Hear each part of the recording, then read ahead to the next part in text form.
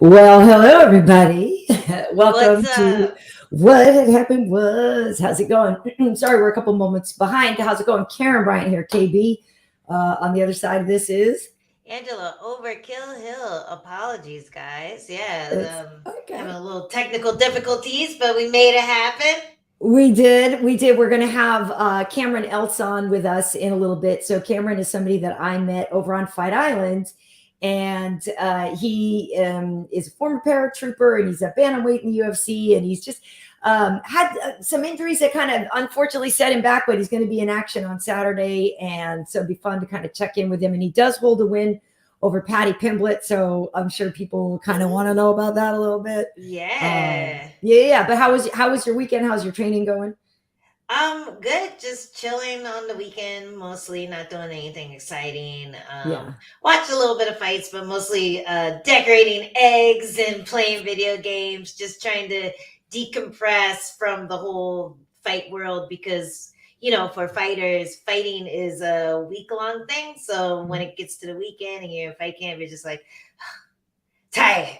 But Right. the fights were pretty awesome. There were a couple like really nice finishes, even though it was one of those sleeper cards. We Mhm. saw some cool things, especially the trajectory of your boy Bilal's career. It's pretty exciting to watch. Just the fact that he keeps getting these wins. He's one of the people who've been kind of overlooked when it comes to being a contender, but now he's Yeah. making himself be heard basically by his performances. So yeah, a lot of cool stories this weekend.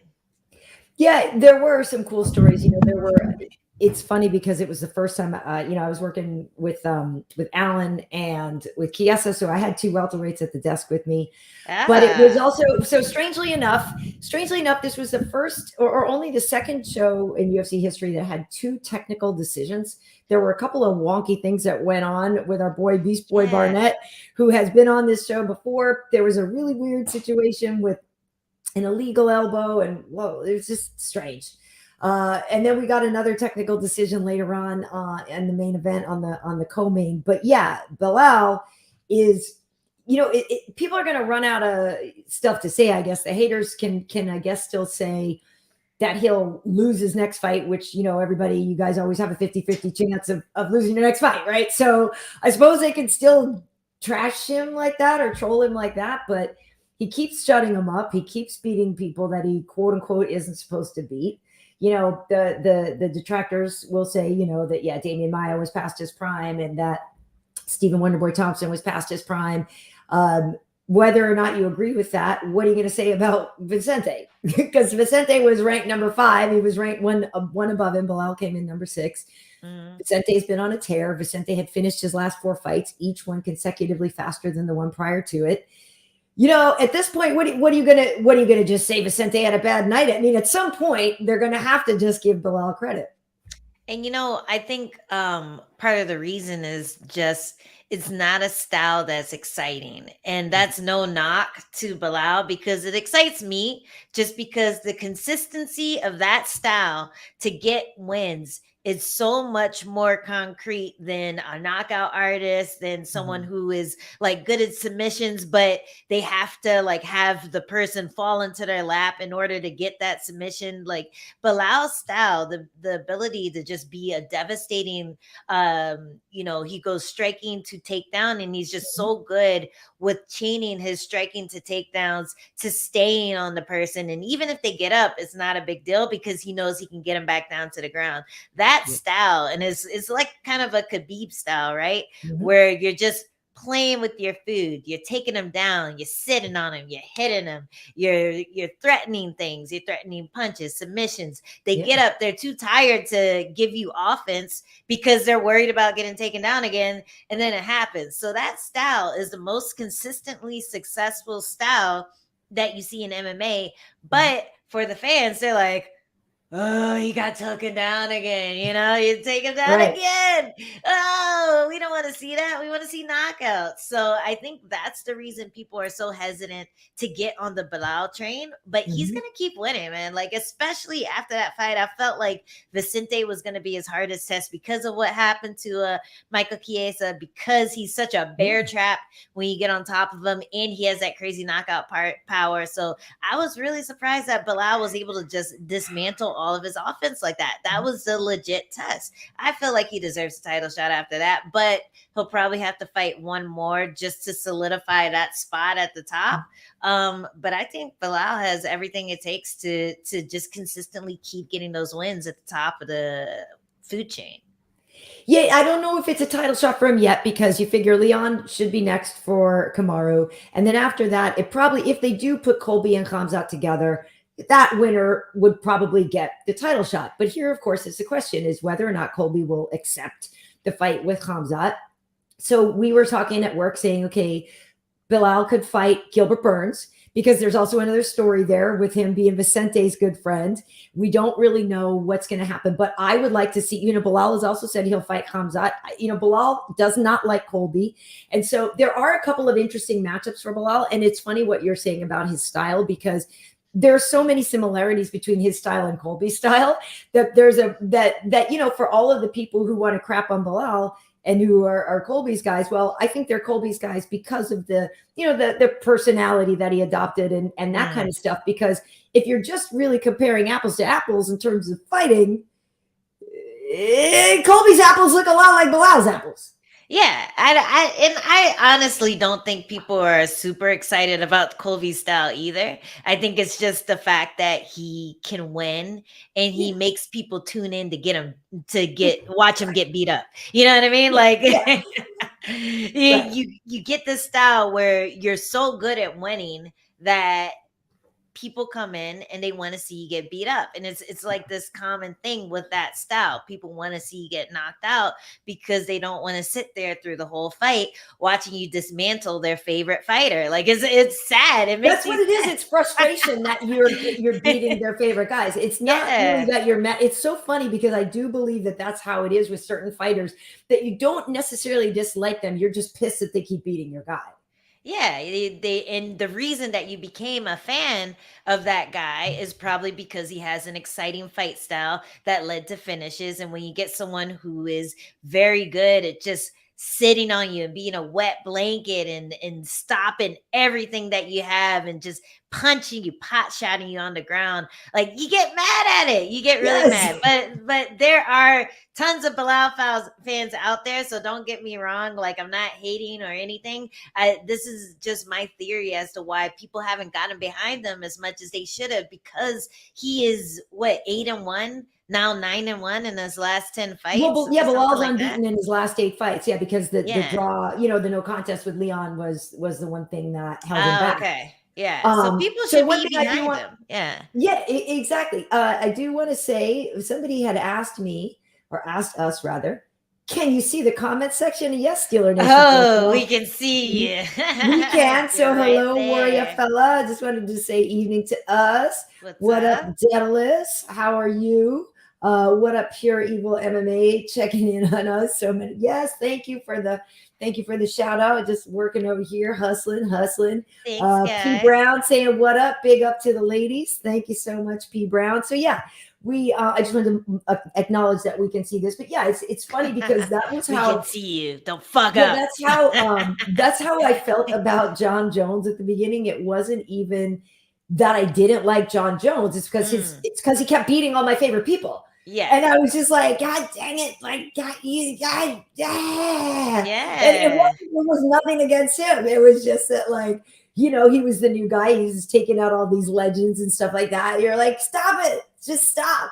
But he couldn't but help but become a fan of the way he fights, because it's awesome, Exactly. The style that John Jones was beating people, though, was something that fans could get behind. Totally. He was stealing their fans by Right. submitting people who everyone thought was going to submit John Jones, by dropping people everyone thought was going to drop John Jones. And then you have Belal, who is just like, no, I'm going to do the same thing I do every fight, and there's nothing you can do about it. And people like get a little frustrated with that, I feel like. But he is improving as well, and that's something that I thought was very noticeable. You see big improvements in the striking game of Belal's, and also, like you were saying, the mixing it together, because I was very impressed with how fluid some of those takedowns were coming, right? So around about 2 minutes left in the round, a couple few times, he would go and he was bang, bang, bang. And like the way the exchange into the shoot was just perfect, and it kept working. And it just looked that you knew that he prepared really hard for this, and he knew what he was doing. And one thing that we were talking about, and I'm sure you've noticed it too, is that by working the desk, becoming an analyst, you look at things differently, and you watch tape differently. And that is one thing that we were saying, that, you should watch tape. I get that a lot of times your fighters are saying, well, I let my coach do that, and I'm not going to worry because I don't want to get in my head that I'm going to be so worried about what my opponent's going to do. And I say, but you watch the footage for yourself as well.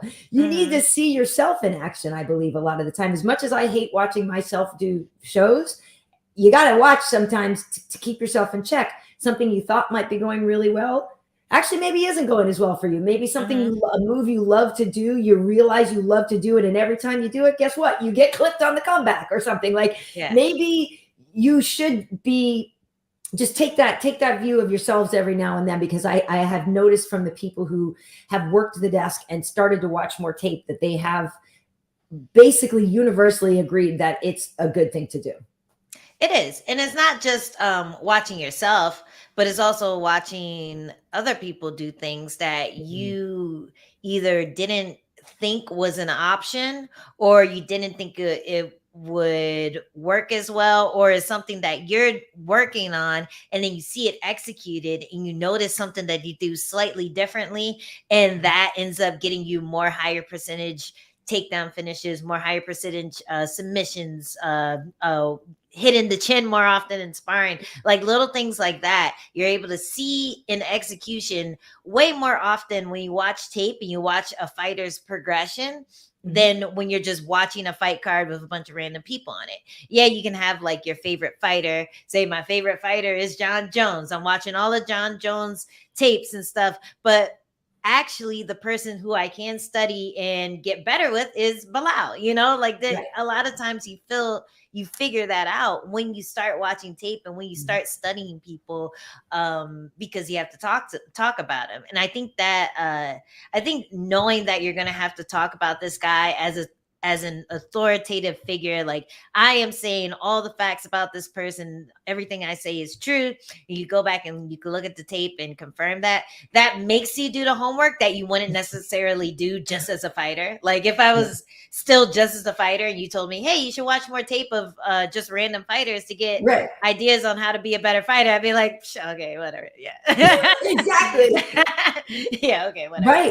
But even doing stuff like this, looking at Cameron Else's old fights, just seeing the little adjustments that he made in his fight career, seeing the moves that he likes to do. Sometimes a fighter will do a move that you used to do and then you forgot that you were good at it. And I'm like, oh shit, I used to love anaconda chokes. It's little stuff like that just opens up your whole perspective on MMA as a whole and just being an athlete, and you're able to just be more loose in there and try things and get more creative and just flow. And a lot of times people with that tunnel vision, they're just like, I'm going to listen to coach and I'm going to have tunnel vision. A lot of times you can get caught up, especially when things aren't going according to plan, especially when you have to think on the fly. So that is definitely a good part. And I love to see the people on the desk start to thrive because, it shows that it works.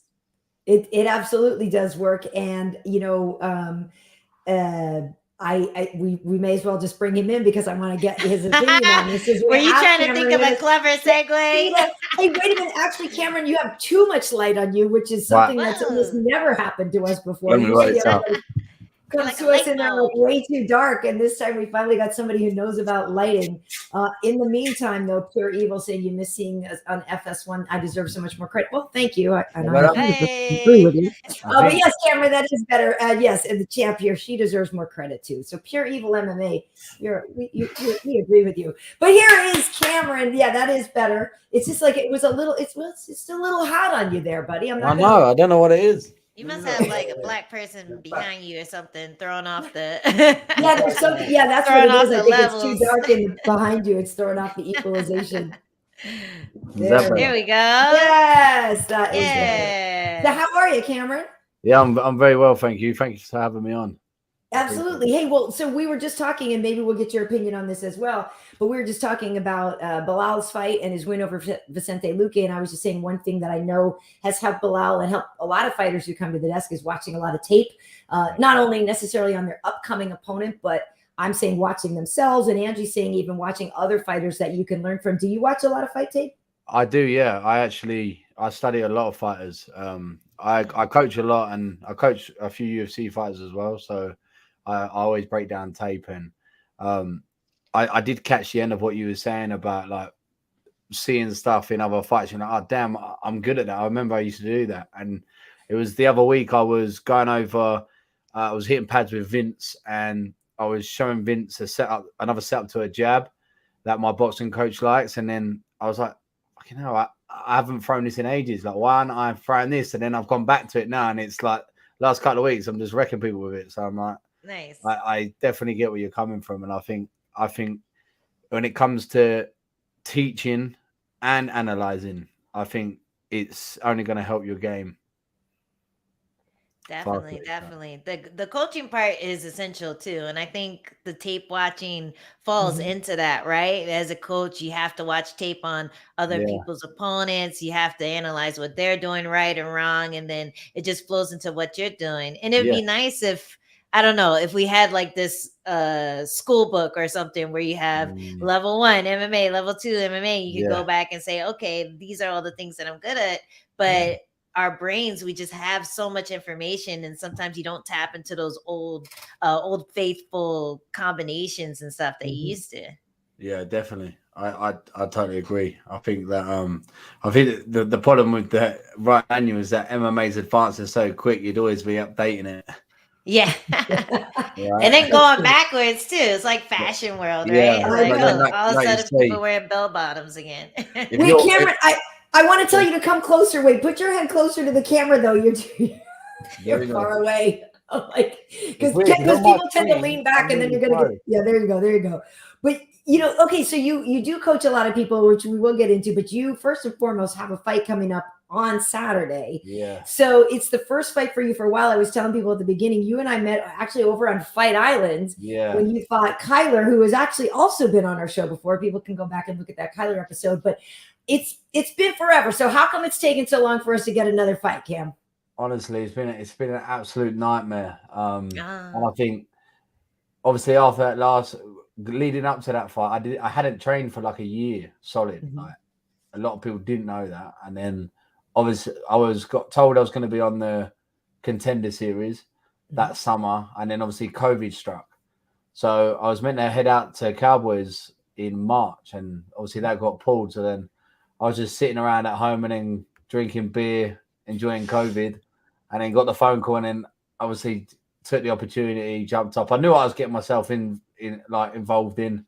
I knew that the odds were against me, but ultimately I knew that the real reasons why I lost that fight were reasons that are no longer here going into my next fight. So off the back of that, I packed my bags and headed straight out of England just to get training. But again, I couldn't get back to the States because they wouldn't allow anyone in on a ESTA. I didn't have visa for the States.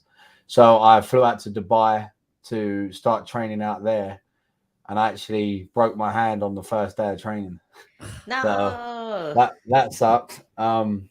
So yeah, I done that, and then I finally basically got out to the States in January because I was getting told I was looking at fighting around May time. Yeah. I ended up getting scheduled with Aaron Phillips for July. So I began my fight camp. It was like a 12-week fight camp, and the UFC said that they would get my visa in time, and unfortunately, the visa didn't come through because I have a bit of a troubled past, so it wasn't so straightforward. Yeah. I had to basically appeal for my visa because I got arrested. I used to get arrested quite a lot back in the day. Oh no. So yeah, but on that note, the last time I actually got arrested and actually in trouble, like part of the deal with the judge was I found martial arts and it took me down half, and I got this goal getting to the UFC, and at the time I was like, I'll be in the UFC in 2 years. Took me 12 years, but I got here. And but you're here. Yeah, and since then I hadn't been in any trouble, like not once. I've just knuckled down, and like I say, like I know people say it's a bit cliche, but martial arts really did like save my life. So I basically had to go through all that hard procedure of getting the visa, and it was really stressful because I'd done my camp, and then they were like, come out here, do your camp, and then go home for the week or 2 weeks to get your interview done, and then we'll fly back out here, finish the last 3-4 weeks of camp, and then you'll fight. So I did that. I flew back, and then when I flew back, that's when they were like, no, you're not having a visa today. And I was like, what? What does that mean? Like, and I panicked so much because I was like, my dream was to get to the UFC, and now it's getting taken away from me when I've lived up my end of the bargain.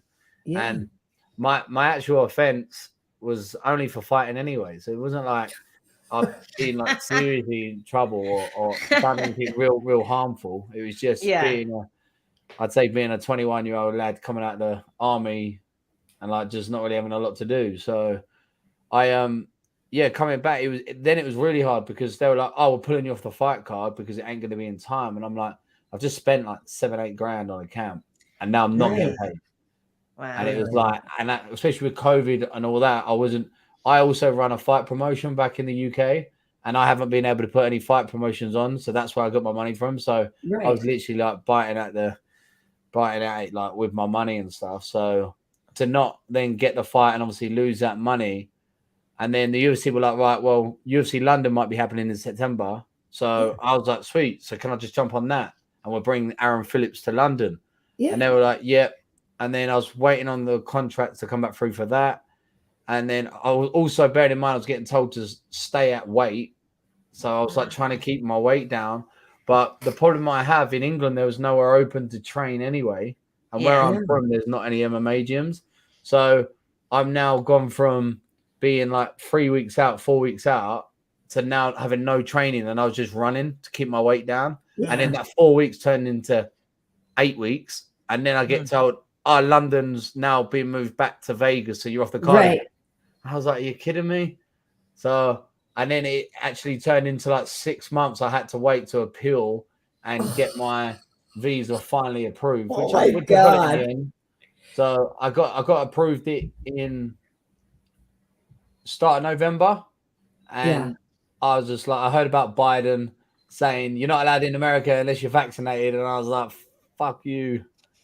Jumped on a plane and just flew straight out so I could get in before getting vaccinated. And again, I was told then, I was like, look, just get me a fight around Christmas. Like, I'll step in a week's notice, just like get me going because my weight was down. I just wanted to fight. Yeah. But obviously, all the shows were packed out. My friend Vince, who I stay with, he fights in the UFC too. I ended up cornering him and cornering another fellow Englishman, Davey Grant. We love Davey. Yeah, they were out here too. So like Davey come out. So I helped Davey out and I helped Vince out. And like I said, I was in their camp. So I was ready to go, but it didn't happen. I went back home at Christmas. And then after my son and my daughter's birthday, I packed my bags again. I rang my managers up. I'm coming back to the States. Get me a matchup. So I flew straight back. And then they matched me. And they were like, look, we got the London card happening, but we don't know if it's confirmed yet.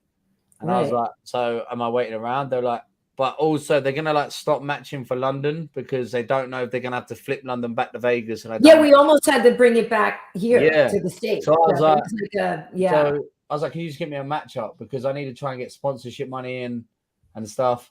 So that's when I got a phone call and said, will you fight April and fight this Mongolian lad? And I was like, yep, done. Let's do it. So, so you're really ready to punch somebody in the face by now. Oh, yeah, 100%. Really ready. 100%. Yeah, like I'm absolutely. I've had a great camp. I'm in great shape. Like everything's just on point. I couldn't ask for a better camp. There'd be no excuses at the end of this.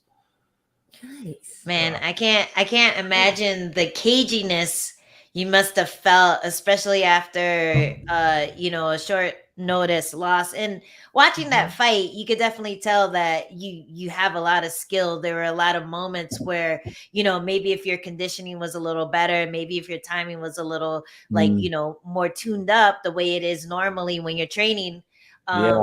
maybe you would have been able to off balance, maybe sweep or land a few more punches, that kind of Yeah. thing. And it was pretty evident that like with a full camp, this would have been a crazy back and forth fight. Yeah. And to have all that time where you're in limbo of whether you're gonna fight again or not, like I can't. It was even hard. imagine. I'm not gonna lie. It was really hard, and especially like I was struggling with my sleep, like the fear and the worry. It was now like, oh, you're not getting your visa. Then I'm like, well, the UFC might just say see you later, like because we can't bring you over to the States and COVID. We don't know what's going on with that. So I was literally like a childhood, like I say, like a dream of mine, and to get there, and then obviously to lose my debut, like regardless of like the situation, it's a red tick on your thing. And I never want to be known as that fighter got to the UFC, had one fight and got cut. But do you know what I mean? It was really hard on me. It was really, really stressful time. So I just felt like the world was coming against me again. But I just remember that you can only control what you can. So don't worry about it, and what will happen, what will be. So, and it's happened now, so I'm here.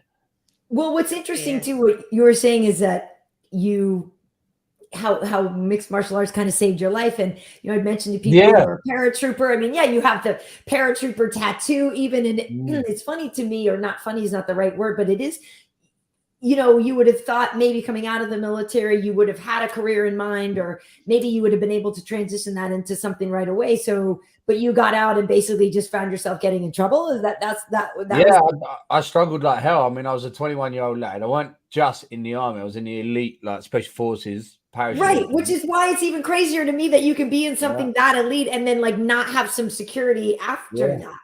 That's it. I mean, I've always said it. The army is the UK British Army is a pure letdown to the veterans. Like time and time again, once you're used, and that's it. And you're like basically a broken tool. See you later. They don't give a shit. And unfortunately, when I was 21, that's it. I found myself out the army, and it was like the hardest thing for me was transitioning, and like the lack of pride I felt just left my body. And I used to be, I was proper proud. I was only like, there's only two of us from the hometown that like made the parachute regiment. Like it is a big thing. And I went from being this like cocksure lad to like, what do I do now? And it honestly, it was really challenging times. And at the time I didn't realize how challenging it was, because the way my mind is and the way that the army trained it is shut the fuck up, man up, get on with it. So I was like 21. I was 22 when I come out, and I spent like a month, 2 months living in my car. Like not many people knew that. I was homeless pretty much. Like I always had a home to go to, but I was so embarrassed and so like didn't know where I was at, and so angry at life. I was just like living in my car, found a job driving semi lorries and that around Europe, and then still trying to train. But I was like staying in my car, having a wash in like the local Walmart in the morning, going to work, and it was just like it was hard. But at the time, I didn't see it as difficult. I was just like, fuck it, I'll just do whatever. And it wasn't so like after like 10 years of loads of other stuff and that, I had like a bit of a basically meltdown and just midlife crisis, mental breakdown basically. And that was the best thing that happened to me in 2018, because then when finally I got to speak to someone and finally open up, when I told them my story from a kid to the army and that, and now they're like, you should never have done that and gone through that on your own. Like, it's insane, like how much you've been through. And now looking back on it, I see that damn, like it is tough and people shouldn't have to do it. And so, but like I say, I found martial arts. It definitely stopped me from going to prison. So I'm very grateful for it. Wow. And that's pretty much when you started murdering people in the cage, 2018. Seriously. A bunch of first round, second round finishes. Do you equate that kind of epiphany with your career just improving after that? Yeah, I think like from my fighting style, all my people always ask me like, "Oh, how do you think the next fight's gonna go?" I'm like, probably a first round finish, like because I'd be stupid not to say that because all my wins are first round finishes. So I think that like my fighting style and that has come from the military and the mindset of just it's kill or be killed, and like I can train my mind to just flip the switch, and when I'm on, and I know I bring it, and I don't know if I'm going to knock you out. I don't know if I'm going to submit you, but just know that in every part of the game, I'm looking to finish you. So, like, even when I'm getting choked out, I don't look to get out the choke. I'll put you in a choke while I'm in a choke with you. Like, I'll make you give up on your own choke because you're worried about what I'm doing to your neck or whatever. I'd like to see that. I'm trying to visualize. Well, it's like OSP, right? People think they're choking him, and the next thing you know, that's the only one I can think of. Maybe the Ezekiel. What other chokes can you do when you're trying to choke someone? Like, do you have that in a rear naked? Yeah, so I make I make up a lot of my own chokes. I've got a lot. Nice. And I haven't even got names for it. And I'm always getting told by Vince and my coach that you need to get names for it because I just keep naming them all Kamakonda. So I'm like, yeah, it's just a joke, Kamakonda. Nice. So what's the deal with the Cam-Cheetah anyway? Because we think of Lyoto Machida and all this. Like, why is Cam-Cheetah? When I first started watching MMA, and I got into MMA, I met my professor Valmir Neto, who's a black belt under Chetmat. He actually got his black belt under Walter Brocker, but he's part of Chetmat now. And him and Machida from the same area in Brazil, in Belém, and they got their black belts around the same time and stuff. And Machida at the time when I started was the light heavyweight champ of the UFC. And I just loved his fighting style, and I become a fan of him. And then my coach's visa ran out in England, and he was like, "I've got to go back to Brazil." And I was like, "Well, what do I do now? Like, there's nowhere else. I travel to train with you." And he was like, "Oh, you can come to Brazil." I was like, "Done." Grabbed my bag and moved to Brazil with him for a bit. And I got to meet Machida and the Brazilians out there. The way I was only a white belt, but the way I used to roll, I never would get off the mat, and I'd never sit out sparring. And all the Brazilians a lot of them would take 1 round on, 1 round off because the weather was so hot. And they'd call me a crazy gringo, and then they were like, "You were like half Brazilian. Like, how do you just adapt?" And I was like, "Well, I've been at Afghan, and that's dry heat, and I actually prefer the hotter." And someone said, "Oh, Cam-Cheetah," and I was like, "Oh, that sounds cool." It does. And it's funny because I tell other people it's because my mom had an affair while she was traveling with a Brazilian from the favelas, got pregnant, and my dad's Brazilian. And they're like, "Really?" I go, "Yeah, she had to escape the favelas." And they're like, "Oh." I said, my mum wanted to call me Cameron, and my dad wanted to call me Machida. Yeah. And they're like, "Wow, that's a great story." I'm like, "Yeah." And I just see them walk off like, "Damn, man." How long do you let them go thinking that just forever, infinity? They made me watch this now and go, "Motherfucker." How does your mom feel about that story? I didn't tell my mom. Oh, I love it. Well, thank you for not giving us the live version, giving us the real stuff. Well, also, I just want to say here, Franklin Cap is saying, "I want to look forward to his fights." Very genuine guy. Yeah, which is, I think, something that is a great thing, and I'm excited that people are going to get to know you, because it's funny, because when we were just on Fight Island, you know, you were so personable and so likable, and that really, I mean, that's just literally, I was just like, I met this guy, and I've been looking forward to watching you fight ever since. And then I'm like, what the hell, man? But so for those who haven't seen you fight, we've mentioned that you have a win over Paddy. When was that? How did that come about? What do you make of Paddy now? Because obviously, you know, this guy's star really does seem to be on the rise. Yeah. So it actually come about. So again, what it was when I was living in my car and all that nonsense going on,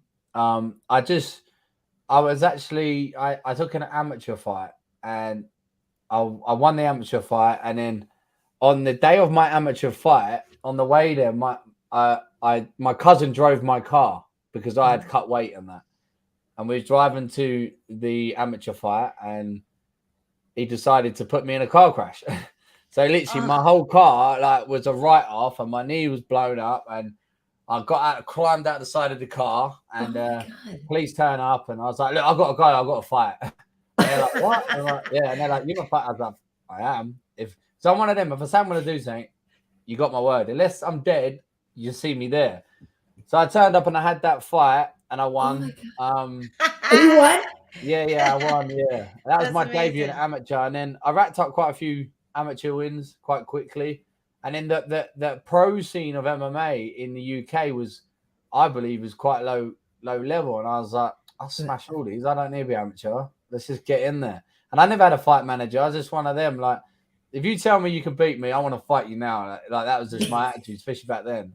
And Angela, I'm like, for really, I feel like Angela just found her soulmate here. Hey man, like that's how I feel too. I'm loving the story. Continue, please. Continue. So then I was like, I said, I get a phone call, and they're like, "Oh, we've got a pro fight for you in like 6 weeks." I was like, "Yeah, who?"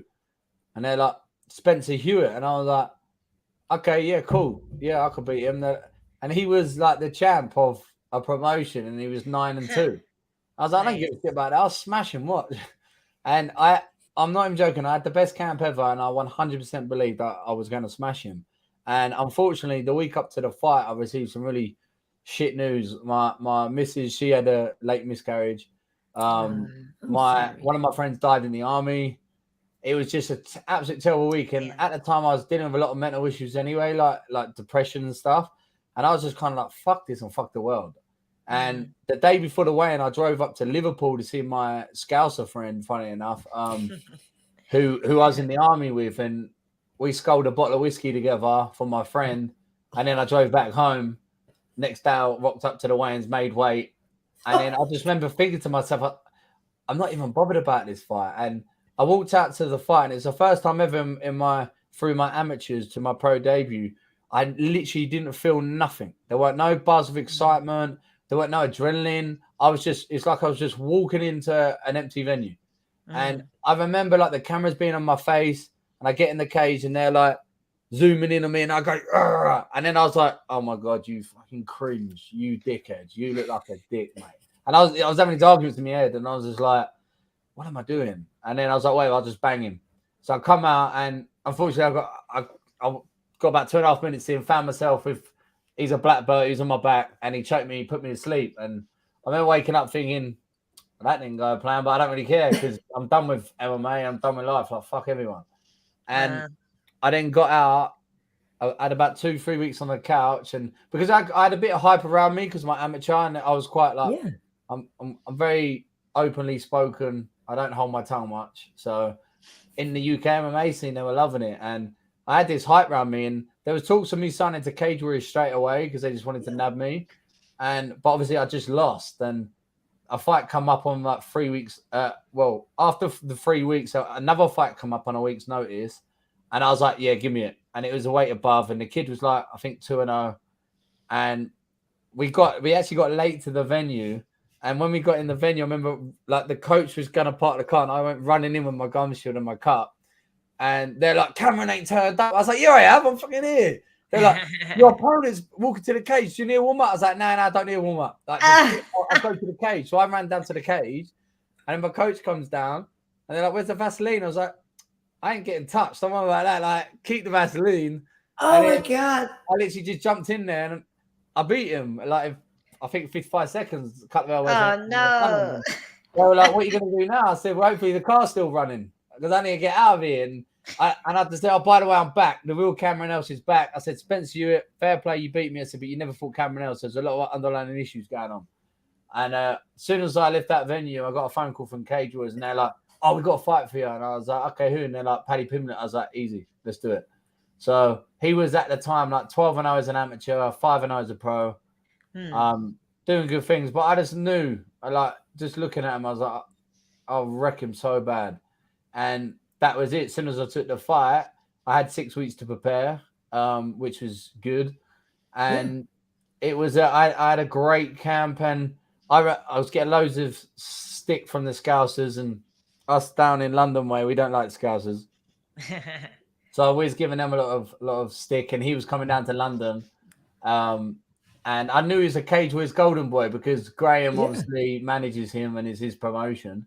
Yeah. So I was just like, it's perfect for me. Perfect. Like, I'll come in and just get rid of him. And I remember John Gooden messaging me like the day before the weigh-ins saying, "Oh, can you give me a breakdown of like how you think the fight's going to go?" I said, "I'll keep it short and sweet, John." And I sent him a message. Like, he sent me all these questions, and I just of course, John's very thorough. Yeah. And I just sent back, how about I just tell you this? I come out, I leg kick him, he don't like it. I then bang him, he don't like that either. So then he shoots for me. I said, and then I wrap him up. I said, I defend the shoot, and I wrap him up in my favorite chair, Anaconda, and he's done within a minute. I said, that's it.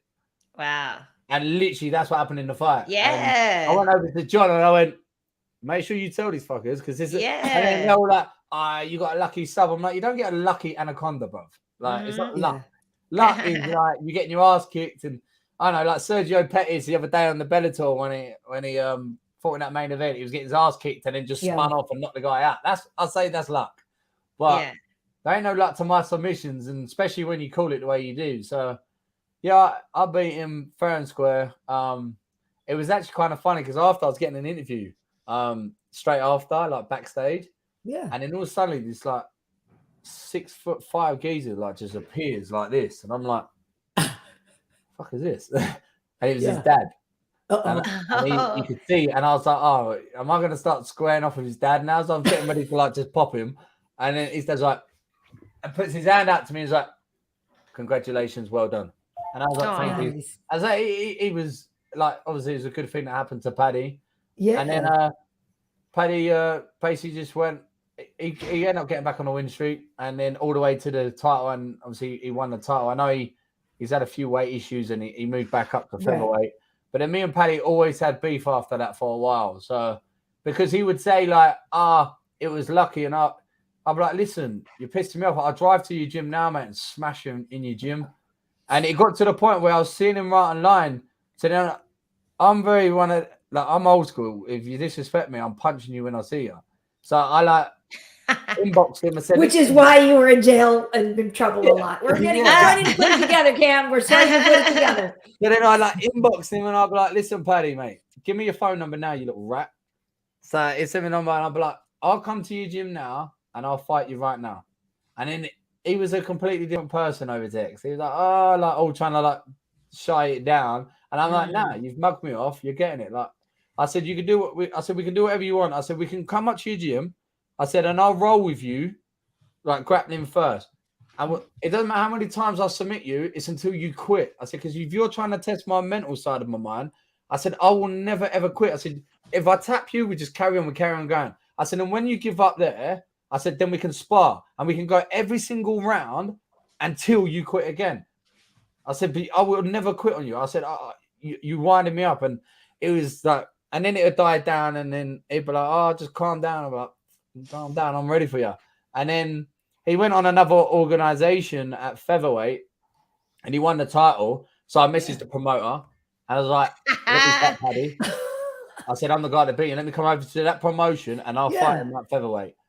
And he was like, oh, okay. Yeah, that sounds good. I said, yeah. I said, and then when I win that belt, I said, then I'll go back to that bantamweight and I'll want that belt. And I was just chasing him because I was just like, bro, you got all this hype, man, but you ain't shit. And like I'm the true fucking daddy, right? So again, Paddy was, and I've got all the messages. Do you know what I mean? I saved them. You got the receipt. Do you know what I mean? Yeah, the receipts. Yeah. I was like to the promoter, I was like, come on, we'll do it this day, that day. And then Paddy's like, I can't do that day, can't do it. And I'm like, bruh, come on, man. And then we kind of like just fizzled out. And then I think we had another bit of beef. And he's like, I'm going to UFC. I said, I've been to UFC before you. And then I did get signed. And he's like, did? Yeah. Right. And then to be fair, he reached out and he was respectful. Nice. And he was just like, congratulations, man. Like, I hope to see you do well and that, represent England and all this shit. And then I just said to him again, I said, when you get to the UFC, then I'm going to fight you again in the UFC. And I said, then we can hopefully make some money off it. I said, make sure you stay unbeaten now. I said, I don't want you taking any more hits. I said, and when you get to the UFC, I said, we can run it back at whatever weight you want. And he was like, yeah, definitely. He was down for it. And to be honest, since I've seen him, he got signed to the UFC. And I think at the end of the day, like, he's got the gift for the gab and he has got a skill set. And I think he's great. The problem is with some fighters who are going to be fighting him will think that he's just gift for the gab. And right. He ain't. He has got a skill set on the floor, especially on top position. If he's on top position, he's trouble for anyone. He'll find a way to your back and he can give you problems unless you're experienced in that area. But in the stand-up, I think he's moments away from getting knocked out. And especially if I get to fight him, I think next time I fight him, I'll knock him out. Well, we've seen he has gotten touched and then recovered and but he is hittable. Yeah, so right now he does need to work on his defense, it looks. And we had an exchange on Twitter because I'm always getting tagged in shit with him. It's like, Cam-Cheetah banged you. And I'm just like, oh my God. Yeah, all the time. So it's kind of like, I always just leave it. But then he replied the other day on a tweet saying, I was out drinking, I was this and that. And he was like, it weren't me. I didn't even try. And I was like, whoa, hang on. I said, don't find that chat shit now, bro. I said, you was 4-0, 5-0 unbeaten. I said, you was smashing it. You was training. You probably look too young to even go out drinking. Like, you know what I mean? But don't try and take away my win. Like, own it. I lost. You know what I mean? I got caught in one of the kids' favorite chokes. Like, own it, but don't be a bitch about it and try and play it down. That's what I can't stand. So I said that in the tweet to him, and he was like, no, honestly, and I said, listen. And then someone else written there, oh, will you fight Cameron again then? And he was like, no, he said, I'm 55. I'm much too big for Cameron now. He's bantamweight. And I was like, whoa, wait again. I said, I walk around at 165. I said, I'll come up to lightweight and fight you at 55. And he was like, oh, okay, then, yeah, cool. And hopefully we get it on then. Who knows what 22 holds in store. And I said it to everyone. I honestly believe that we will fight. And I don't think the UFC will match it now. Like, if I went and called him out after my win Saturday, the UFC ain't going to just go and match that fight. But I know what will happen. And it could happen on the next London card if he's there. He'll get a pull out a week's notice where someone pulls out on him. And then he's someone to step up. And I'm your man because I'm walking around. Who else could we call? Yeah, exactly. And I'll be who else could we call? And I'm at the weight, you know. So I'm coming up to your weight. I ain't got to do no weight cut. And with his chin that high, and he knows I'll fuck him up on the floor, so I'd knock him out, and I know it'd be a great fight. I do honestly believe that fight will happen, but my first mission at the end of the day is to get through the Mongolian. He's a tough lad. I've got a challenge this Saturday, but I believe I'm going to pass it with flying colours. Nice. Well, I gotta say, I'm totally here for the pettiness. That is totally my level. I'm all about being as petty as possible. And you back it up too. So it is really cool to see what the future holds for you in the UFC, because obviously you have the skills to compete with the best. And now that you have a full camp, now that the craziness of COVID is a little past us, we can see what a lot of athletes have been trying to show us, but working with kind of a half-cocked fight camp for the last couple of years. Yeah, I'm honestly, I'm super stoked. I feel like I'm being slept on massively, even by the UK media, even the UK BT Sport and UFC BT Sport and all that. I don't feel any love from them. I feel like they feel like I'm just some joker saying, and it just fuels me. It's fueled me my whole career. I've always been the underdog, and every time I've been the underdog, I've come in. I've always had to fight weights above me, and everyone I've pretty much faced above me, I've knocked out, and I've never had the credit. Before I was with the UFC, I was with Bellator. I took a fight 4 or 5 days notice, went over into Dylan Tuke's hometown, which is at the time, it's Conor McGregor's boy, another unbeaten boy at featherweight. I knocked him out in 18 seconds. Then Bellator just hid me for the year because it weren't in their business plan. It's that won't meant to happen. It was the only knockout in the night. And then they didn't give me no fights for the year, so I couldn't even fight anywhere. And I got let down by them, and then they tried to re-sign me for 5 fights, and I was like, "Fuck you, like, I'm done." Mm-hmm. So I left, and then it was really hard to then get a fight. And then when the last fight, I was on Brave, and I got asked to fight on Brave against Aiden James, which is another talented lad, another top prospect. And Brave were like, if he beats Cameron, he's going to fight for the Brave title. And I was like, okay, well, just so you know, when I knock him out, you'll give me the title shot, right? And they're like, yeah. I said, listen, if it's a boring decision, then fair enough. I said, but if I put my stamp on it, I said, that's it, because you're saying he's the number one contender. They're like, yeah. Come in, bang, sleep him in 59 seconds. Oh. Sorry, we got people coming over. Our house is also a gym. Nice. I slept him in 59 seconds, and I remember being like, right, am I getting the title shot? Right. And they were like, yeah. And then they ring me up and go, oh, we want you to sign for a 5-fight deal. I was like, okay, I could do that. What's the money? And the money was shit. And the thing is, I know Brave pay well. And because one of my friends was signed with them, it used to be, fair enough, he used to be in the UFC, but he only had like one fight in there. And he was on a lot. He was on a lot of money. And I was like, they were trying to get on this 5-fight deal, which they were like, oh, and also you have to fight this Russian first before fighting for the title. I was like, whoa, no, I'll come in, I'll sign the deal, but I'm fighting for the title. I'm not doing this. And we was back and forth for a while, and then they tried to offer me a deal, and then that's when I got signed with my new management, Jason House, and he was like, listen, you're a UFC fighter. We love Jace. Yeah, he was like, you're a UFC fighter, Cam. He said, you should have been in UFC a while ago. He said, I feel like you just never had any luck or anyone believe in you. Yeah. And he was like, can you sign with me and I'll get you in the UFC? And I was like, done. So I signed with him. We turned down Brave because they didn't give me what I wanted. And I was like, all right. And then I signed with the UFC. And I just find now that finally I'm in the UFC, I can't be hidden no more. And even though I've been hidden now and I've had to keep really quiet, and I hate being quiet, as you can probably tell.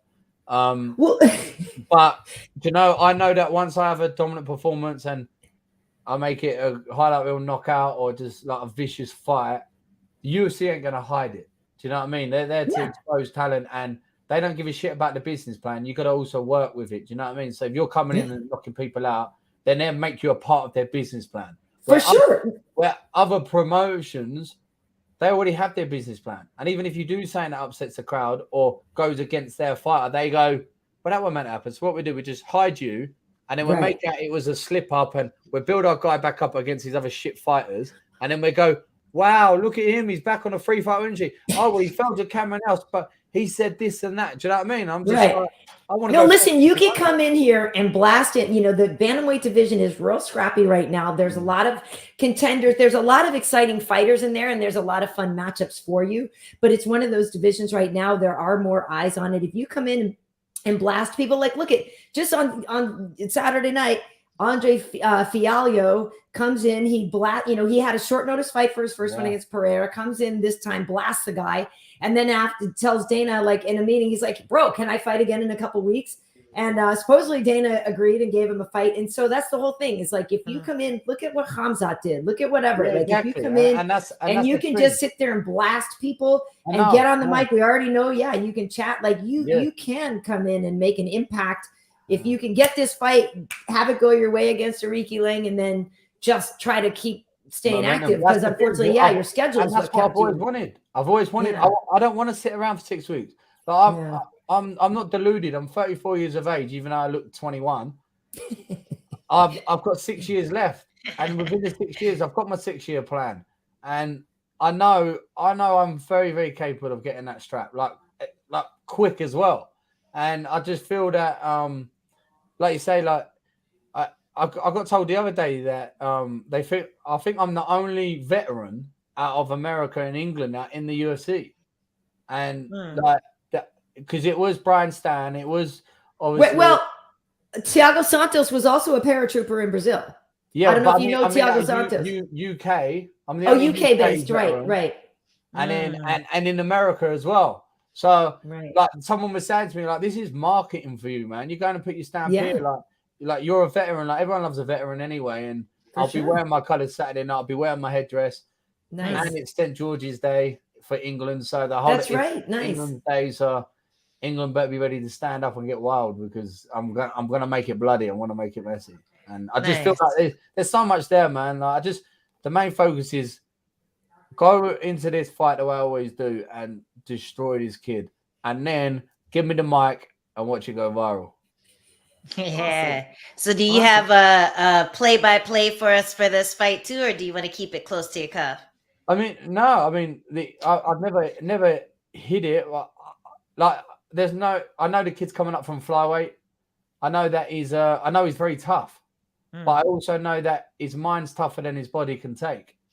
Like, he's been in his last couple of fights, he's been dropped on his ass by flyweights. Now, I'm probably one of the biggest bantamweights out there, and I hit like a truck. So, I believe if I will connect with him probably early on, and I'll be surprised if he's up on his feet. You know, I think it'll probably just be done then.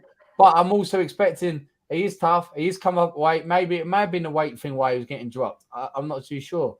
So I'm expecting. If I could write a perfect fight for me, I want a 3-round war. I want blood pouring down my own face. I want it down his face. And then I want to knock him out with about 30 seconds left and then get the 50G bonus on fight of the night or whatever. But I'm just looking to finish the guy. I'm just looking to go in there. I would not be surprised. And people always say, oh, your face, you don't look excited when you finish. And I'm like, it's because I kind of knew. Like, I knew I was going to knock him out. I knew if I hit you, you're done. Right. So if I hit him, I won't be surprised if he ain't there straight away. If he is there and he hits the deck, I'll probably choke him out or just TKO him. And if not, and he stays on his feet, then we got a fucking war on our hands. And that's what I'm signing up for. So sign me up. Either I walk out there with my shield over my back or I walk out on the shield. But either way, more blood, more vicious, the better for me. Nice. We're looking forward to it. Go ahead. Well, can I ask my little how to finish question? I feel like you already answered this in a bunch of different ways. But when you go in there and you set your mind to finish a fight, how do you achieve that? What do you think has been the most successful ways to achieve getting a finish in the fight? Take their souls. Ooh, I like that one. Literally just like I've always thought it looks really cool doing a walk-off KO, but that's not in me because even when you're flatlined, I'm on top of you. Because that's the motto. Like that's the army in me, man. Like kill, be killed. So when I go, the only way someone's gonna stop me from smashing his head in is the ref. And I'd love to do a walk-off KO, but I just know that when my mind switches, I'm gone. You got to do the double tap, right? Yeah, you've seen some crazy shit where you think you've knocked them out, and you're like, wait, and you're like, oh my god, he's back. Yeah. And now he's pumped. And then you're like, now you got to try and get back into the fight. I think I've had one of those experiences before when I thought the fight was done because I smashed the shit out of this guy and they called a doctor in after like 4 times, like Mark had said, I'm going to stop the fight if you don't fight back to the lad. So I'm giving it rapid 10 elbows to the head. I'm like, are you going to stop it? He's not fighting back. And then he stopped it. And then he called the doctor in. And I'm like, oh, I'm out. Done. And he's like, no. I'm like, why are you bringing the doctor in? He's like, because he's cut. I'm like, he's a grounded opponent. I'm smashing his head in. Of course he's cut. And then the doctor goes, well, yeah, you can carry on. And then I had to like take myself back in, and it was horrible. So I ain't doing that shit. I'm just going to keep punching him until the ref pulls me off. Yeah. Okay, well, before we let you get out of here, one question for you. You know, folks, if they're looking at your Instagram, they'll see that you've been spending some time with Cowboy Cerrone, you know, out there in Vegas. I saw Cowboys, you know, cruiser parked behind the PI this on Saturday and stuff. Yeah, you were out on the lake and stuff with Cowboy. Has there been one really salient piece of advice, or has there been one thing that you have really learned or taken away from being around Cowboy that you're going to use going forward in your own career? The one thing that is actually from a few years ago when I first met Cowboy, and I've always heard it with me and I've always tried to pass it on to others. And his was, know that you're good at something, stick at it, and just keep going. Like, don't worry about the ups and downs. Like, we're all professional fighters. The way we train, if we used to have 100 fights, right, we're going to win 80 of them. but you are going to lose 20, and some of them might be 2 or 3 in a row. But it doesn't take away your ability. Just keep going, stay on the horse, and keep going forward. Like it's ups and downs, and stop worrying about the destination. Enjoy the journey. Like look at me right now. I'm in Vegas. I'm training. I've met such great people, and he just told me to get your head down and just keep going forward. Like the route may change, but the destination stays the same. Like just do whatever you can to get there, and that's always really stuck with me. Like just keep going. Like just keep pushing forward and enjoy it. Like don't stress it too much. And apart from that, the other one he always says is like train hard, play harder, late life and stuff like that. I've been living with Cowboy pretty much. I've been with Cowboy for like 7 years, so I've learned a hell of a lot. But that's one solid bit of advice I just remembered. Stay the course, man. So many people are so close, and then they lose, and then they're like, I'm done. And then they bounce. Like, this is your career. Like, it's a career, right? So if you've committed to a career, stick to your career. Like, let's just say you got a hairdresser or a contractor worker. He goes to work and forgets his tool. He don't decide to switch careers. Or he has a bad day at work. He don't go, sod it. I put the wrong wall up. I'm done. I'll go be a taxi driver. Yeah. Like, it's just a part. Like, we're just in a different job. So just breaking it down and understanding the nature of the job is like it's a 50-50. You lose or you win. You can have a really good day or bad day. But that's not the goal's not the fight. The goal is the job that you're doing daily. So enjoy that. Mm-hmm. So I think that's pretty much what I took from it, which I thought was solid advice, and it's helped me, man, for the low times. Like, I'm here now. So that's good. That's good. Great advice. That's really great. And the younger you are, the harder it is to take that advice. Yeah, definitely. Yeah, it might even be a blessing that you got into the UFC now as opposed to after you beat Paddy, because now you're still fresh, you still have that confidence, you're still coming in where a lot of people haven't seen what you look like at the highest level, and your tricks are gonna work, man. Like your sneaky subs, your sneaky chokes while they're choking you, your like setups for your punches and everything, that's just gonna work, as opposed to if they've been watching tape on you for the last 10 years. So it's really good advice, and I hope you take that to heart, because all you got to do is take every day. And again, like you were saying, I love that, because the thing is, I do so much good inspiring, like in the gym and that, and I've got so many tricks. And you know, when you're like honestly, my fight career, I probably got about 3 pictures from each fight of my wins, because it only lasts like a minute, and I'm like. You know what I mean? It's so funny. You gotta take more pictures of sparring or something, bro. And then you gotta call up the photographer and be like, "Yo, I know you got more photos. Like, don't make me come to your house." It was a minute long. Like, what do you want? I'm like, okay. And then I'm like, I've got so much more to show. I want to do that kick, this kick, that kick. So that's one thing. Just reverse the negative. It'll look like a different picture. Yeah. And now I just look forward to this fight, because if it does go 3 rounds, then I'm going to get a shitload of pictures, and I'm going to get to trial my new little tricks. So. Nice. There you go. Well, listen, Cam, we will let you go, but you're in action. He's in action this weekend, folks, at UFC Vegas 52 against Enrique Lang. We kind of run the name together. I don't know if it's actually Enrique Lang, or it's kind of like Ala Tangali this weekend. But Enrique Lang. I had a nightmare trying to pronounce the name, so I just call him by his nickname, and it scares people. They say, "Who you fighting?" I say, "The Mongolian murderer," and they go, "Ha!" I'm not fighting.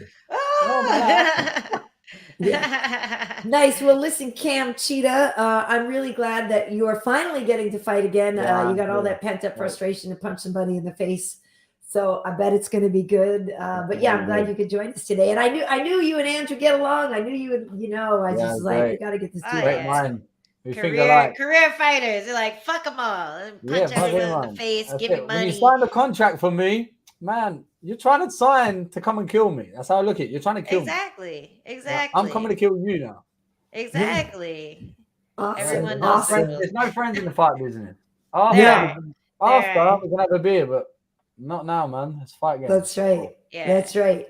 Well, and hopefully one day you'll get that Paddy Pimblett rematch. We would love to see it in the UFC for sure. I can see it happening for sure. The way that things play out, they got really excited about what's his name, Joe Duffy with Conor McGregor, with Conor, exactly. Him, and people love storylines. So I think it's gonna happen. I definitely think it's gonna happen. We are 2 big characters, and my character haven't had abilities really to shout yet, but we are big characters. So when it comes to the build up and the back and forth, as much as I think I think Paddy's actually a funny lad. Do you know what I mean? I think He is. He's great. he knows how to play the game. So even when I was giving him all that shit and diving in his inbox, that was an emotional Cam.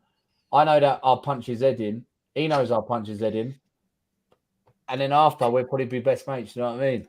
Yeah. But until then, you got to earn your rights to be my friend. I'm going to smash your head in. One day. All right. It's like one of those classic comic book rivalries at the end. Exactly. Like they just end up having a beer together. It could be the Exactly. Joker. Saving the world. Bevy, a bevy. A Awesome. bevy, Well, listen, yes. a bevy. Cameron, thank you so much for joining us. And yeah, we're really looking forward to watching you throw down this weekend. So hopefully fight week goes well and hopefully everything's smooth for you. And we'll see you on Saturday. Let's see that first round finish. Can't wait. Yeah, let's go. Bet money on it because I'm the underdog. So Fuck, I think I will. Yeah, I know, right? I'm like, you know what? I'm about to make my mortgage right quick. There you go. That's awesome. That's Thanks awesome. for the insider tip, and we will see you this Saturday. Yeah. All right. Take it easy, Bye. Cameron. All right. Thanks, See man. ya. Bye. All right. What a good dude, huh? Yeah, man. He's funny. Yeah. And you know what? I really want that Paddy fight to happen because when was the last time we had a good British rivalry?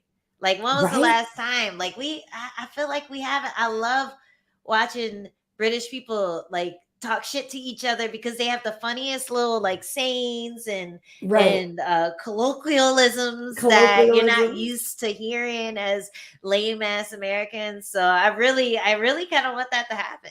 Yeah, it's funny because so much of what he was saying too is a lot like Michael Bisping's story of, Michael hadn't been in the military, I don't think, but like, just getting in trouble and not necessarily having great direction yet earlier in your 20s. And, Mike got in trouble and Mike had random jobs and things that didn't have to do with fighting. And in the tough streets of London. Yeah. And so, Michael used to like shovel sheep heads in a that's crazy. rendering. No, he's had some, and I haven't watched the documentary yet. I need to. Yeah, I want to too. I know I'm in it a little bit, but IMDb update. but to his point, it is incredible to me because for folks who don't know, some of our security guys are former British military. Tiny and Security Steve, like two of the biggest dudes that you see. If you go back and look at the melee with Khabib and Connor, Security Steve's the first one in on Khabib. And, he was those two guys in particular, and I know there might even be more. Those two were British military, ex-British military. And I've actually heard them tell some stories and stuff like this. So nobody should ever doubt Cameron's heart and his ability to go into a tough situation and just do what needs to be done. For sure. But that said, I hate hearing that. You hate hearing when veterans, and it's a problem in America. It's a problem all across the world. You hate hearing that veterans don't have the support countries, system. right? Like I can't. Yeah, it's just really crappy. Like, hey, we need you to help save us and keep our freedoms, but like, screw you when you need some mental health help. Like, it's not cool, man. Yeah, and it's such an insane environment to be put in at such a young age, too. Because when I thought back to when I was 21, I felt like, oh yeah, I can handle this kind of stuff, like going in the military and this and that. But now that I'm older, now that I've had other experiences, I'm like, holy shit, I'd be so fucked up if I,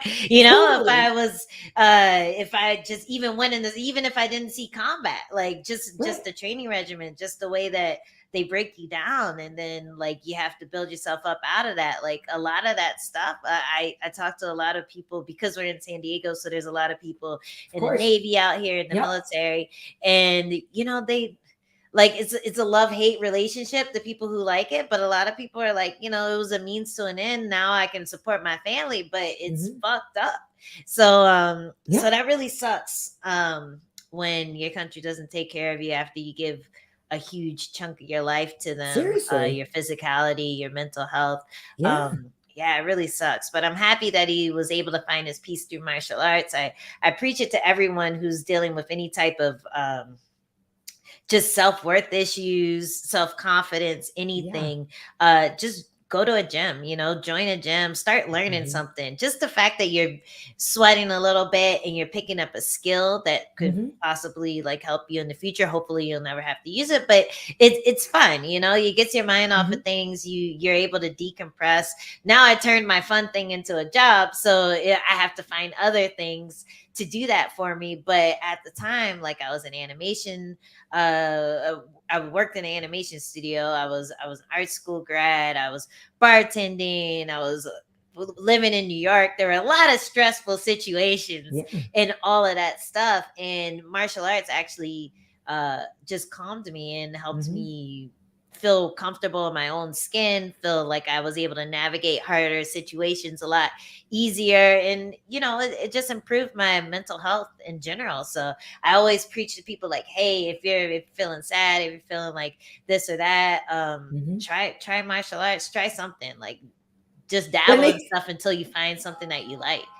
It's a great idea. And it's also because you have that sense of camaraderie with your teammates. You're struggling through something difficult together. You can lean on each other. And I think sometimes people who are struggling with, either depression or various things, when they find they're able to help somebody else, that helps them out of their thing, right? So like if you're depressed, but you're in this gym and you're all training together, what if you know one thing and you can help somebody out? Like just sometimes seeing your worth and your value to other people as either a support system or someone to lean on or a friend or even a laugh or something, like sometimes that can really start to help you remember that you are worth something and that you matter. And it's really sad to think that. So I think that's what a lot of people just lose that connection, right? And they lose having people who care about them or to care for, and they don't have anywhere to put that, right? So hopefully I do think a gym is a great idea, or finding some kind of thing where you can work with other people.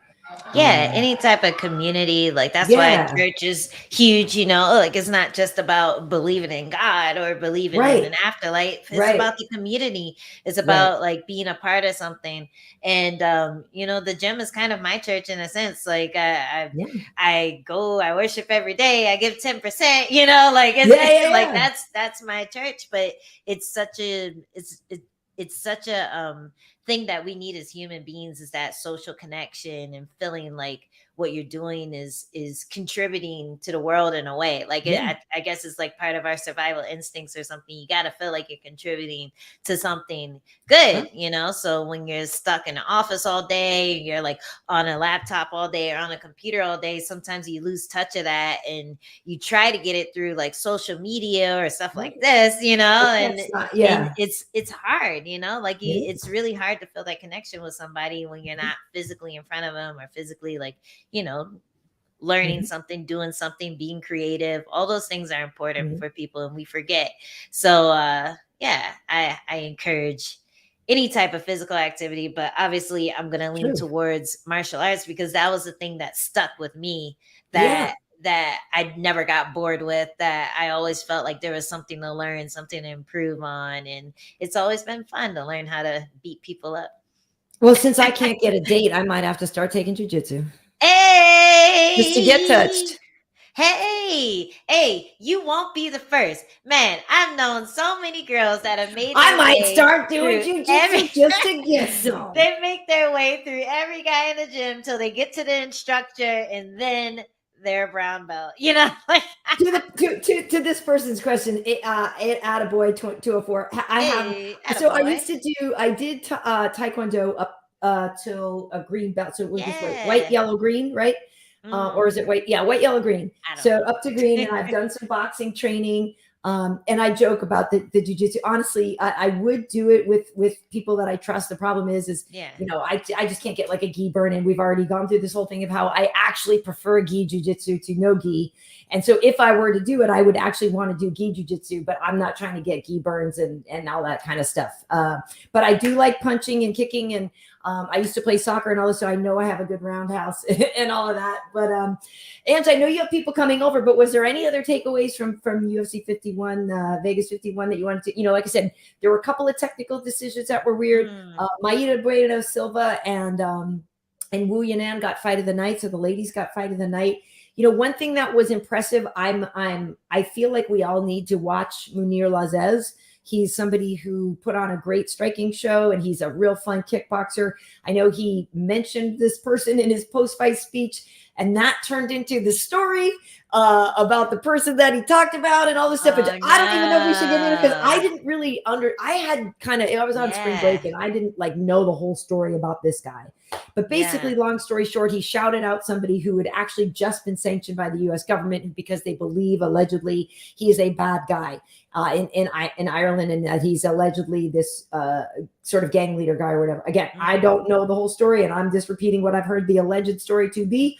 But that Munir called this person out and thanked him, and so then he was being pressed on it in the post-fight interview, which he has every right to be pressed on it. I think that that journalist has every right to ask those questions. If you're going to shout out this person, you should be able to back it up. It was just a little weird that the whole story turned into that. Meanwhile, taking away from the fact that we have this awesome striker in the welterweight division now, who I think is going to be really fun to watch.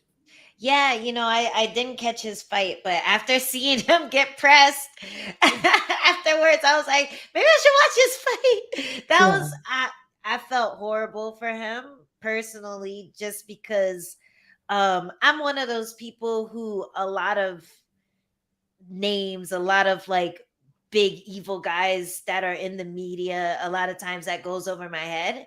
So I felt horrible for the fighter if he in fact didn't realize what this guy was up to, like he's like an Irish mobster. I forget his name is Eddie something or something like that. Apparently he's got a bad history in the boxing. And there's a lot of people who are mixed up with the UFC that have the same reputation dealing with certain warlords. I'm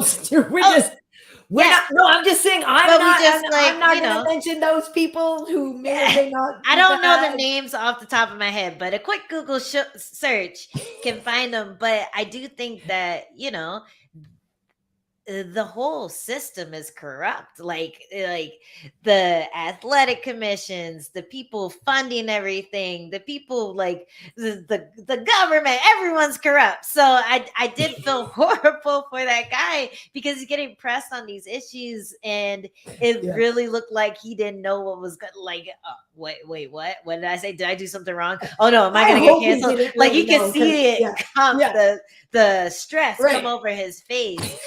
But at the same time, like, you knew he was a drug. You knew something. You knew he was a drug. But also, how many people love Walt Whitman from Breaking Bad? Like, how many people would be shouting out Walt if he was a real person and he's like, killing all these people out in Arizona? So, like everyone has to look at perspective when they're judging people. And I know like a lot of people that I really look up to have taken money and support from characters that they probably shouldn't have. And I think morally I would choose not to, but I can't put that on everyone. Like, not everyone has the same life experiences that I've had. Not everyone is going to say fuck everyone else, I'ma do me.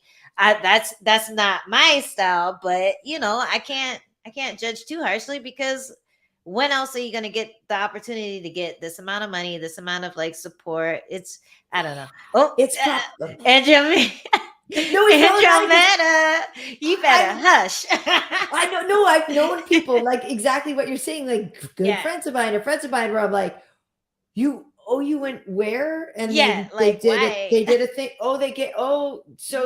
But like, I've been at a couple of, and again, I don't want to mention the names, but let's just say that I've been in a couple of our events on international soil where some people were there.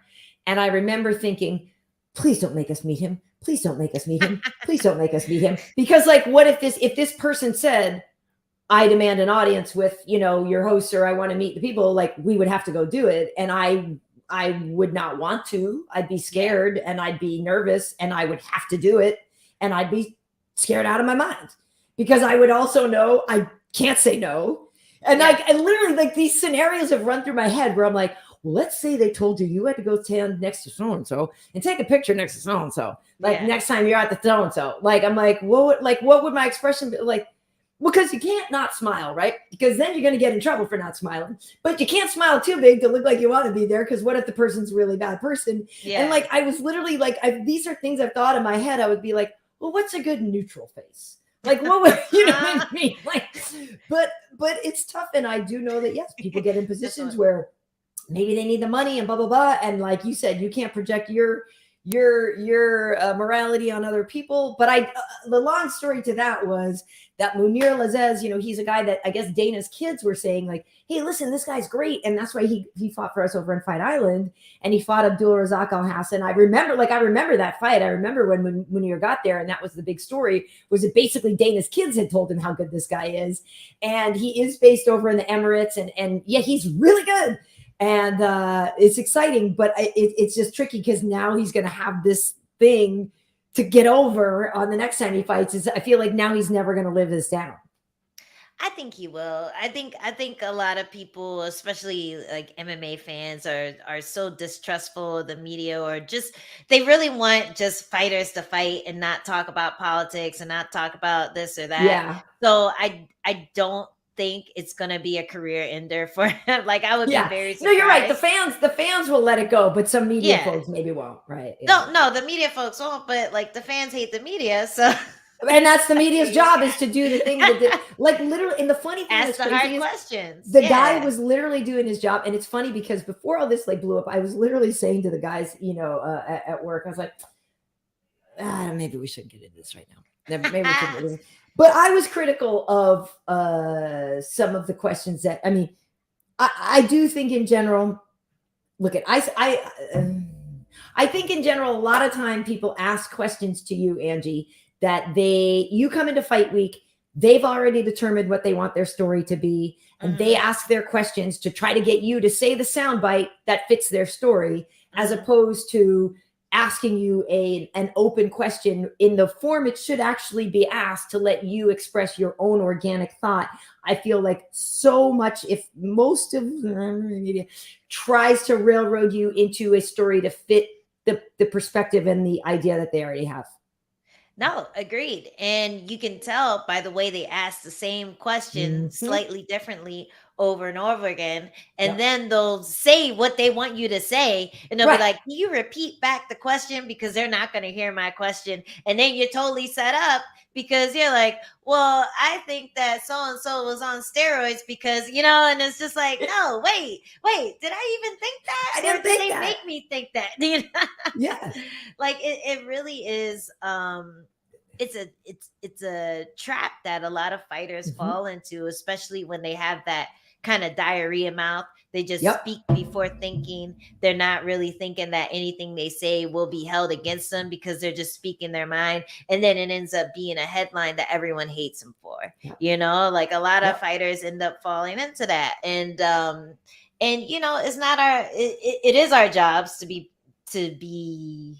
you know, PC and to be respectful. Well, it's not our jobs to do that. No, you don't have to be respectful. It's not our jobs to do that. But your job is to answer the question, basically. Maybe that's it. Our job is to answer the question. If we want to come off a certain way, we have to answer a certain way. And a lot of times the media tries to get you to not do that. They want you to come off in a bad way. They want you to answer in the way that they've already organized their paragraphs, so they don't have to rewrite them, and they're not getting any surprises. So it does suck sometimes. And after like the third or fourth time asking the question, I thought the point was made, but I was a little annoyed that he kept going with it. Like, all right, what you got a family member that got killed by this guy or something? Right, like, right. Like, yeah, and luckily some of you guys are confident enough to go, no, actually. But I do feel that a lot of time people are, you know, they're not used to media. They're not used to whatever. Maybe it's the first time, and they are kind of railroaded sometimes into answering something or saying or phrasing something or saying something that really isn't necessarily organically how they feel, but they've been kind of forced into this storyline. I literally was ranting about it in the in our room after work, because, you know. Yeah, I was, and it wasn't even about the Lazez stuff. I forget what it was, but I was telling Kiesa and Alan, I was just like, I was kind of going off, and, it doesn't really matter to Alan, he's not active fighter anymore, but to Chiesa, I don't like that idea that somebody might try to railroad him into an answer or a storyline, just because. So, I never got into this saying, some people get into this and they say they are journalists. I have never gotten into this saying I am a journalist, I am a host, and I am an anchor, and I do a lot of this stuff. But at the same time, I did go to school, and I do know, because of my sociology major, the way you phrase a question and things like that, you can really color the answer depending on the way you phrase the question. So I really do my best to try to ask questions rather that are not leading. I try to let the person answer in the way that I'm not leading them. I can't say it never happens, but it can be tricky. But I don't write the story in my head first, and then ask the question. Yeah, that sucks. That sucks sometimes. But all right, well, listen, that's what happens when you call out a drug lord and say thanks. That's what I'm saying. Like, you got to be careful, bro. You got to be careful, bro. Hey, so listen. For folks who don't know that, yes, they should look at your egg artwork. It is so excellent. Yes. And then thank you. everybody for the everybody shared your Easter drawings and stuff. But you love to do these every year, the eggs with the host and the egg. And this year it was Khamzat and Darren Till, and it's so good. Thank you. Yeah, we were pretty excited about it. That's why I missed some of the fights. You were excited, including we were excited. So I missed the drug lord guys fight, but here. Look at that, folks! Come on, that's hilarious. There we go. Darren Till hanging out with his homie Khamzat. His new bestie, just redoing that photo. But yeah, that was fun. We like to do Easter eggs every year. And I told you guys I went to art school. I met my husband in art school. Everyone always thinks that we met in MMA, but we actually met in art school and then started our martial arts journey together. So hey, you kiddos out there, if you think you're too old to be a martial artist, you should start now. I started at 24. So hop on, go join that gym and get your punch on. But yeah, so we still try to do the art thing, even though I'm not making money with it at all. It's totally a wasted degree. So whoops, what are you gonna do? But you can always go back to it. Yeah, I could go back, but I probably have to go back to school because they're using some crazy programs right now. I don't know. I know. I'll be looking at art schools for the kiddo because that's what she's going to go to an art college. So we'll be looking at a bunch of schools and stuff. There's like that. There's some dope ones out here, so she hopefully won't go too far. Yeah, but I really would like her to go to RISD, to be honest. Oh, really? Why RISD? Yeah, because I went to Brown and it's right next door, and I know how good it is. But RISD's like number one, and then we were looking. Chicago's really good, apparently. But yes, to your point, out here in Los Angeles, apparently UCLA has a great art school, which I didn't even know. So I did know, but we haven't looked at it, but we'll see. But I'm partial to the East. I do love I enjoyed going to school in Rhode Island. It was fun, but I just know RISD is really great. But she already said she doesn't want to go to school in New York City because I was like, but Cooper, she's like, I don't want to go to school right in New York City. So I don't know, man. She likes visiting there, but she said she didn't want to go to school there. You know what? I didn't want to go to school in New York either, but my girlfriends from high school, we were all like, okay, we're gonna move to New York and it's gonna be like Sex in the City. So I'm aging myself, but it's gonna be like Sex in the City, only black. And we're like, okay, cool, like and I'm like, okay, sure, that'll be fun, even though I'm scared because the last thing I saw about New York was like a bunch of drug shit and stuff. Like, I don't remember which movie I was afraid of, but I was like, it's gonna be like that. And I ended up being the only one from my group of friends that went to New York for school. So I was sad and alone, but then I ended up loving it. So you never know. She might end up loving it if she does end up going there. She should apply just to say that she got into Cooper Union because I think so too. And I love New York. I lived there for 7 years. I love it. So I was all like, but you could go there. Yeah. And so I'm down. But yeah. All right. Well, anyway, folks, speaking of all your art and everything, where can people find you on social media? You can find me at Angie Overkill on Instagram, Twitter at Angela. Wait, where else? At Overkill Hill on TikTok. Sorry, I'm always like, I know. I always take too long. I'm so sorry, Karyn. I gotta get like Okay. a thing going, like a script Yeah. or something. Yeah. But those are the places you can find me, and also Sirius Radio every Wednesday from 9 to 11 Pacific. Nice. Okay. Well, so it's funny because I actually did a TikTok video today, but now I'm like, wait, Hey! what's my TikTok handle? Because I barely remember. I think you gotta it's friend just me. It's yeah. I Overkill Hill barely. on I need to. TikTok. I really need to get going on it more. And it's just like I'm like, oh, for crying out loud, another thing. But I think I'm just at Karyn Bryant on TikTok. I don't even know now. Okay. But so at Karyn Bryant on Twitter and on YouTube, Karyn. Bryant as in Kobe, no relation, but may he rest in peace. Over on Instagram, I'm at KB Heat. That is where tomorrow night we will have Tuesday night festivities. Starting off, we got Rob Font on with us this week. Wow. You know, Rob Font is going to be in the main event in a couple weeks against Cheeto. He's fighting next weekend against Cheeto. So we're getting him on this week because his fight week, we were like, okay, that's going to be a little stressful. Yeah. But we definitely wanted to get Rob Font on because we had Cowboy on before, and I'm a Boston girl, so we're going to get a Boston homie on. Yeah. And we're going to get wicked Boston on this one, I'm sure. But yeah, it'll be fun. So that's Tuesday at 7:00 over on my Instagram, and then we do the after party on Twitter and on YouTube. But yeah, folks, this is actually episode 60 of What Had Happened. Was we are also available on Spotify, Apple Podcasts, and iHeartRadio. So you have to check us out over there. Wait, what was that? What? Trying to do 60. Oh, there we go. Oh, episode. Wait. 6. Wait. Now I'm like, my hands fingers are don't bend anymore. I'm trying to 6, bend my thumb, 0. but it doesn't bend anymore. It doesn't. Oh yeah, now you can.